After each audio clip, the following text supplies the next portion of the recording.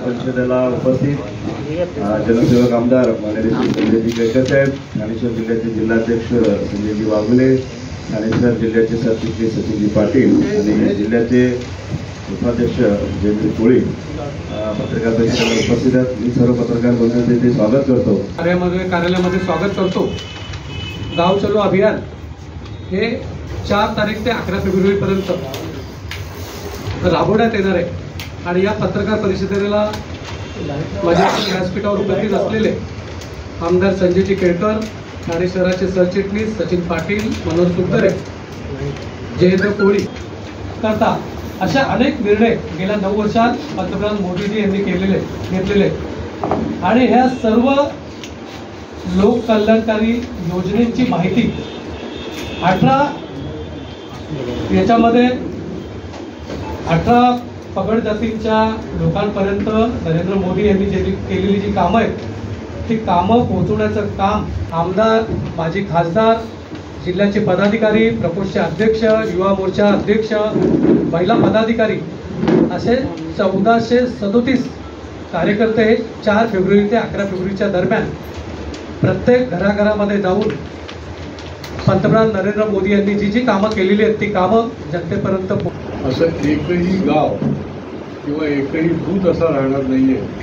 त्याच्यामध्ये ठाणे जिल्हा पण आहे, ठाणे शहर पण आहे की त्यामध्ये भारतीय जनता पार्टीचा प्रमुख कार्यकर्ता पोचलेला आहे। प्रत्येक कार्यकर्त्याला काम आणि प्रत्येक कामासाठी कार्यकर्ता हे जातील, आमदार खासदारी जातील। या शहराच्या माध्यमातून जसं सांगितलं की या शहराच्या सर्व बूथवर प्रत्येक जबाबदार पदाधिकारी हा पूर्ण 1 दिवस, समजा आता हा शहरी विभाग आहे त्याच्यामुळे हे शहर चलो अभियान आहे, तर त्या ठिकाणी 4 फेब्रुवारी ते 11 फेब्रुवारी या दरम्यान संपूर्ण ठाणे शहरामध्ये गाव चलो अभियान भारतीय जनता पार्टीचे आमदार, माजी खासदार, नगरसेवक, जिल्हा पदाधिकारी, सर्व प्रकोष्ठचे अध्यक्ष, सर्वच्या सर्व कार्यकर्ते 1437 बूथपर्यंत नरेंद्र मोदी यांनी गेल्या 9 वर्षात नागरिकांच्या हिताचे जे निर्णय घेतलेले आहेत त्या निर्णयाची अंमलबजावणी झालेली आहे आणि नागरिकांपर्यंत ही सर्व कामं पोहोचवण्याचं काम या ठिकाणी भारतीय जनता पार्टीचे कार्यकर्ते करणार आहे।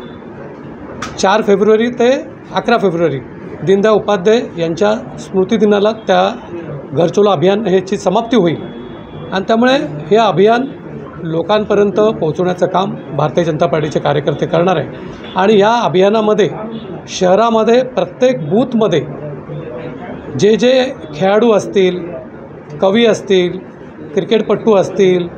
सामाजिक विभागामध्ये ज्यांनी चांगले काम केले त्या नागरिकांना पण भेटण्याचं काम भारतीय जनता पार्टीचे कार्यकर्ते करणार आहेत। एकूण किती संख्या आहे? 1437 बूथ आहेत ठाणे महानगरपालिकेच्या हद्दीमध्ये आणि 1437 बूथमध्ये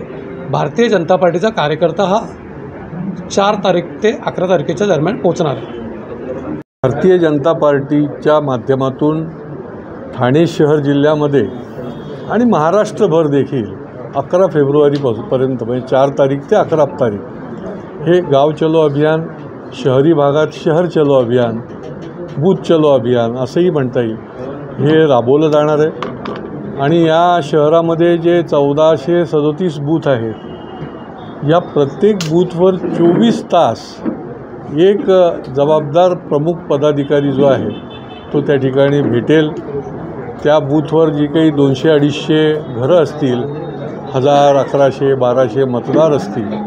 तर त्या ठिकाणी 18 प्रकारचे कामं देखील तो त्या ठिकाणी करणार आहे। मग तिथले जे प्रॉमिनंट लोक आहेत त्यांची भेट असेल, वकील डॉक्टरांची भेट असेल, क्रीडा आणि सांस्कृतिक क्षेत्रातले असतील, धार्मिक क्षेत्रातले असतील, मंदिरं असतील, संस्था संघटना असतील, निरनिराळ्या प्रकारची त्या ठिकाणच्या वस्त्या असतील, गरीब कल्याण योजना त्यांच्यापर्यंत पोचल्यात की नाही, त्यांना त्या ठिकाणी लाभ झाला आहे की नाही, त्या ठिकाणचे जे लाभार्थी किंवा त्या योजना ज्यांना पोचल्या त्यांची देखील त्यांच्याशी संवाद केला जाणार आहे आणि एकंदरीत संबंध कुटुंबातल्या व्यक्तीशी भारतीय जनता पार्टी म्हणून आदरणीय मोदीजींची गॅरंटी आणि मोदीजींचा वतीने त्यांच्या नेतृत्वाखाली जे 10 वर्ष काम झालेलं आहे त्याच्यासंबंधी माहिती आणि त्याच्यासंबंधी संवाद हा निश्चितपणे या माध्यमातून केला जाणार. जर मुख्यमंत्री एकनाथ शिंदे राहिले तर मोठ्या प्रमाणात गुन्हेगार जे आहेत ते वाढीस येतील. हा विषय मी ऐकला पण नाही. आता आपण सांगताय. आत्ता जो विषय चालू आहे तो गाव चलो अभियानाच्या संबंधामध्ये आहे आणि त्याच्यामुळे हा शेवटी कायद्याचा भाग आणि न्यायप्रविष्ट असा विषय आहे आणि त्याच्यामुळे याच्यावर काही भाष्य करणं हे योग्य होणार नाही. त्याच्यामुळे पुढच्या काळामध्ये आपल्याला त्याचं जे उत्तर असेल ते आपल्याला निश्चितपणे कळेल.